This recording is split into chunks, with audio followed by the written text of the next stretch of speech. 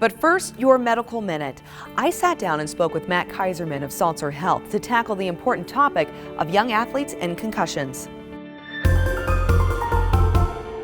So Matt, you are a former athlete yourself. You played at Nampa at Skyview and also Boise State Bronco. So tell us a little bit about your experience though, being an athlete and dealing with concussions. Yeah, so after my high school career, was able to be fortunate enough to play for Boise State. During both high school and college, sustained a number of injuries, but ultimately it was concussions that brought it to a premature close.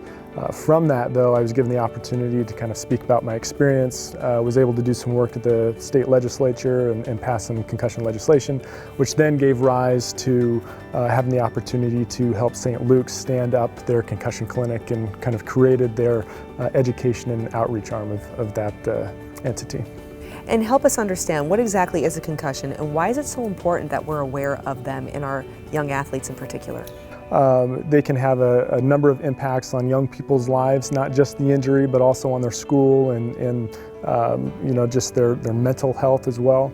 Really what happens when you have a concussion is there's an impact to either the head or the body, the brain gets jostled around, and ultimately what it creates is a supply and demand mismatch of energy within the brain that ultimately gives rise to the symptoms that people experience. And what are some of those symptoms, the most common ones?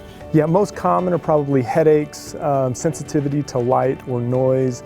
Some people become very irritable, just general kind of confusion or dizziness. A lot of people report kind of being foggy in the head, and one thing to really keep in mind that it differs from person to person. So one person might have a concussion and experience certain symptoms, someone else will have an entirely different experience potentially. Okay, and you had mentioned that concussions are pretty commonplace, especially in contact sports. Can you help us understand some of those sports where you see this mostly?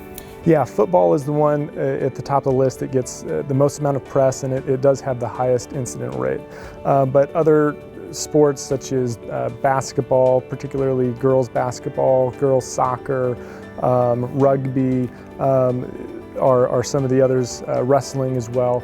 But also, people need to keep in mind that this can happen really doing any type of physical activity, riding your bike, jogging. We've seen them in golf, we've seen them in swimming. So it's really good to just be aware of the injury overall, no matter what you're doing. And can concussions be prevented? In my opinion, probably the top two things is to ensure that you have the proper physical conditioning. When people get tired, they start to make mistakes and they don't perform like they normally would.